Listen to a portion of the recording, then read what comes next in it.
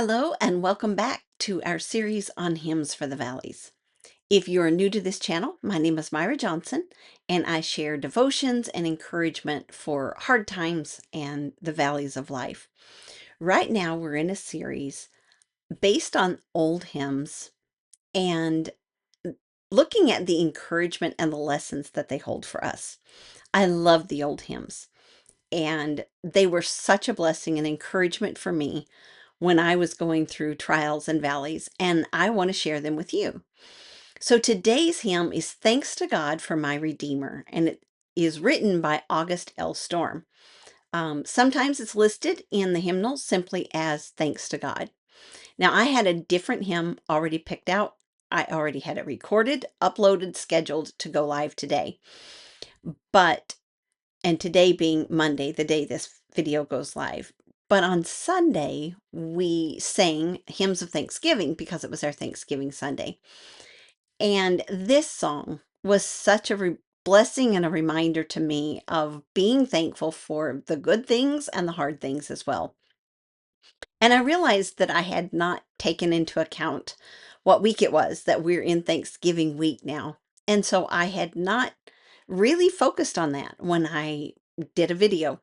And I wanted to put this in here. So next week, when I say the song we looked at last week, ignore that part. We're going to skip a week on that. And we're going to look at this song, this hymn, Thanks to God for My Redeemer. This hymn echoes and illustrates the command that we see in 1 Thessalonians 5:18, which says, "In everything give thanks, for this is the will of God in Christ Jesus concerning you." So consider this verse. In fact, let this verse be the one that you meditate on, maybe not just for today, but all week long as we head into Thanksgiving week.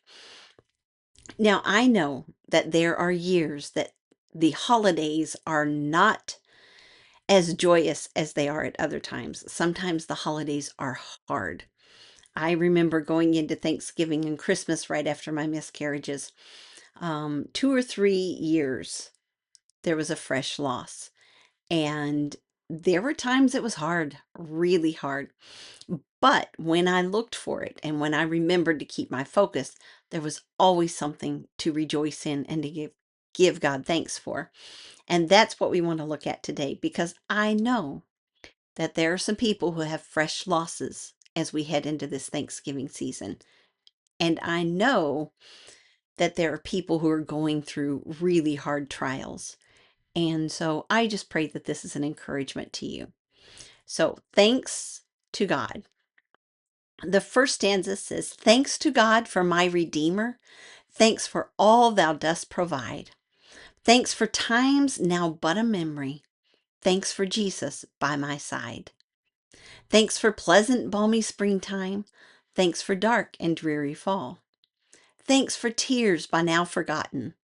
Thanks for peace within my soul." The best place to start our Thanksgiving is being thankful for our Redeemer. And I know I talked about this the last time, and I've talked about it in other devotions, and I will talk about it again because that was the turning point for me, is learning to just start there when you don't know where to start, when it feels like you can't find something to be thankful for, when the pain is so intense and the brain fog is so dense that you can't even think of anything to be thankful for, or when the grief is so fresh. Start with my Redeemer. Start with your Redeemer. Um, Whenever you're struggling to be thankful for, start with that. When you've spent some time being thankful for Jesus and what he's done for you, it's a lot easier to see the other blessings and things we can be thankful for. If you're not sure that you've been redeemed, that you are a child of God, that you have a relationship with him and not just a religion, please reach out to me. Send me a comment and I will contact you. I would love to help you know without a doubt that you are his and he is your redeemer, and you can have the peace that we read about in these songs. But sometimes it's easy, even for a child of God, to long for those good old days. We may miss certain times in our life, like childhood or life before loss, when children were small and family was close, before the rift that maybe you have in a relationship right now, or when winter blankets us in ice and snow, especially up here in the north, and we long for the balmy days of spring or the hot days of summer. But this song reminds us to be thankful for all of it.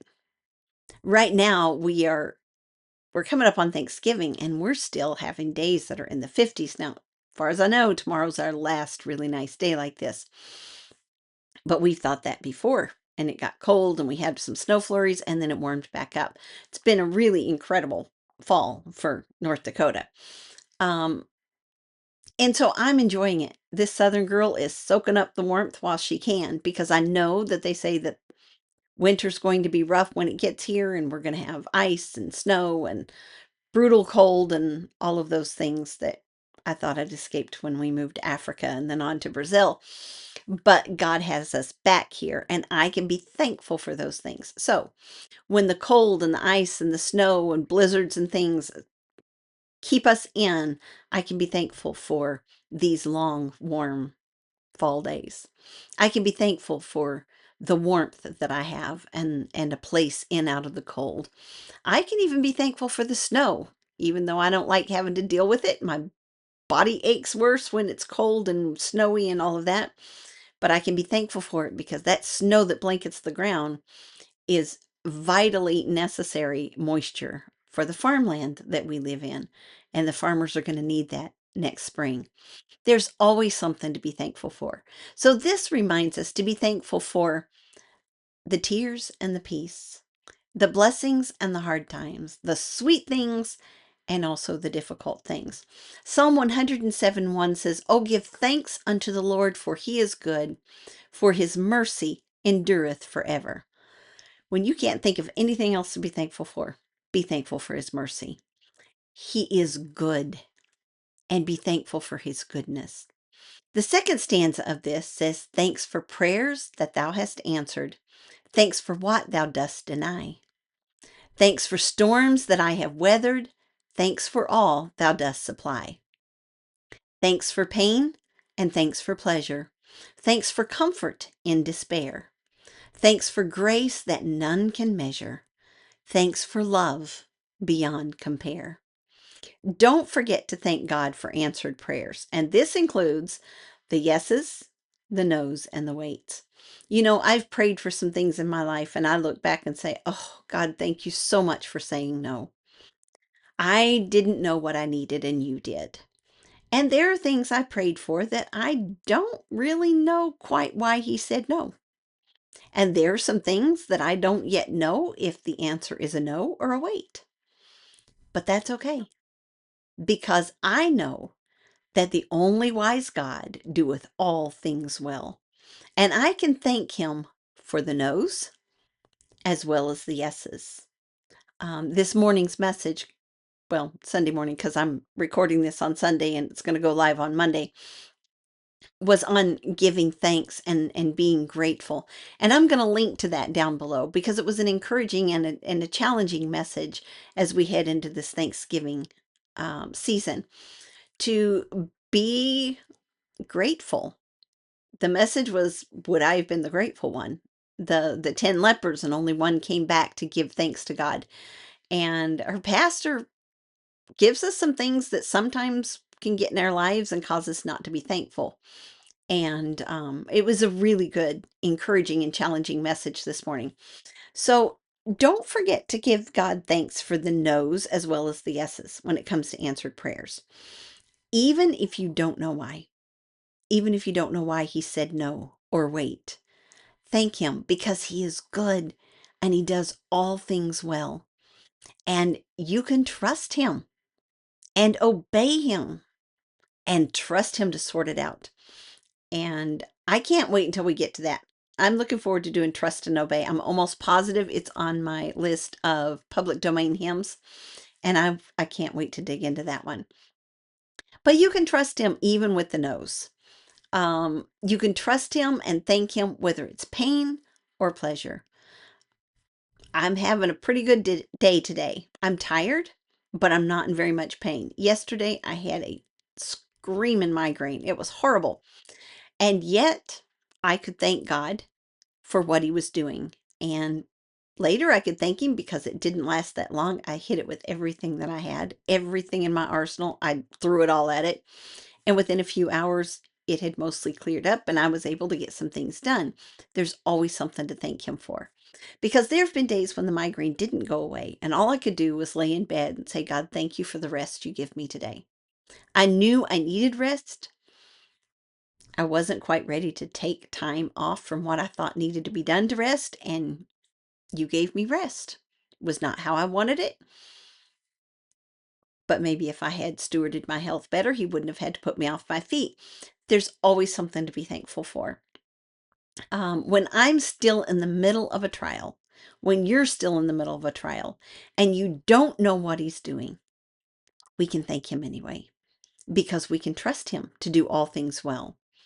Um, and even in the hard times, thanks for comfort in despair. Thanks for grace that none can measure. In the hardest days of our lives, when we seek him and when we sit at his feet and bask in his presence, there is a comfort and a grace that you don't find anywhere else in your life. That comfort and grace is not there in the good times. It's only there in the darkest hours. And I am so grateful for them. So if you're in a darkest hour, thank God for the comfort in despair and for the grace that's beyond measure. Colossians 3:15 through 17 says, and let means you have a choice.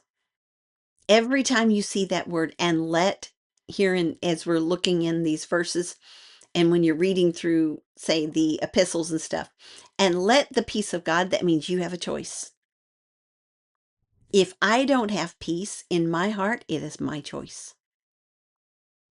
If I don't have peace in my heart, it's because I have chosen to focus on me and on the pain instead of on God and what he has told me to focus on. So, and let the peace of God rule in your hearts, to the which also ye are called in one body, and be ye thankful. Let the word of Christ dwell in you richly in all wisdom, teaching and admonishing one another in psalms and hymns and spiritual songs, singing with grace in your hearts to the Lord. And whatsoever ye do in word or deed, do all in the name of the Lord Jesus, giving thanks to God and the Father by him. Then the third stanza. Thanks for roses by the wayside. Thanks for thorns their stem contain. Thanks for home and thanks for fireside. Thanks for hope, that sweet refrain. Thanks for joy and thanks for sorrow. Thanks for heavenly peace with thee. Thanks for hope in the tomorrow. Thanks through all eternity.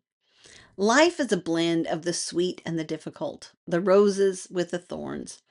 And as you listen to this hymn, don't focus on what you don't have right now. There may be some who listened to that last and said, I don't have hearth and home right now. I'm alone in a place that's not comfortable and cozy and I don't have that. Don't let the enemy tempt you to focus on what you don't have. He started this nonsense in the garden with Eve, and it was so effective, he does it all the time, and we fall for it. You'd think we'd learn, but we haven't learned yet. He started with Eve, getting her to look at the one thing that God had said, don't eat that tree, instead of looking at all of God's amazing provision. And he does that with us too.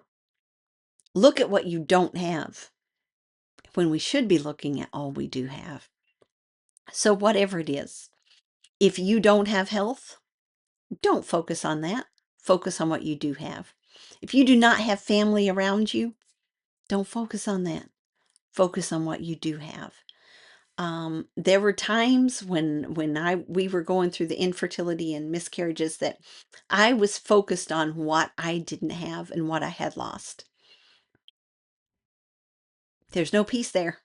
There's no joy there. But when I focus on what God has done and how good he is to me and his provision and his grace and his mercy and his comfort and all that he gives me, he daily loadeth us with benefits. When I focus on them, there is joy and there is peace, and there's nothing like it. So don't let the enemy tempt you to focus on what you don't have in this hymn that we're looking at. Focus on what you do have. Psalm 118, verses 28 and 29. Thou art my God, and I will praise thee. Thou art my God, I will exalt thee. O give thanks unto the Lord, for he is good, for his mercy endureth forever. Give thanks. Give praise. Ephesians 5:20, giving thanks always for all things unto God and the Father in the name of our Lord Jesus Christ. This Thanksgiving, whether you're healthy or ill, surrounded by family or alone, thrilled with how life is going or discouraged and weary, take a bit of time to thank God for all he has done for you. Offering this sacrifice of thanksgiving is pleasing to God. And it also helps us refocus on God's goodness and power, giving us hope regardless of what the day holds. So I pray each of you have a blessed and happy Thanksgiving, focusing on what God has done for you and his goodness, and that you offer him the sacrifice of praise and thanksgiving.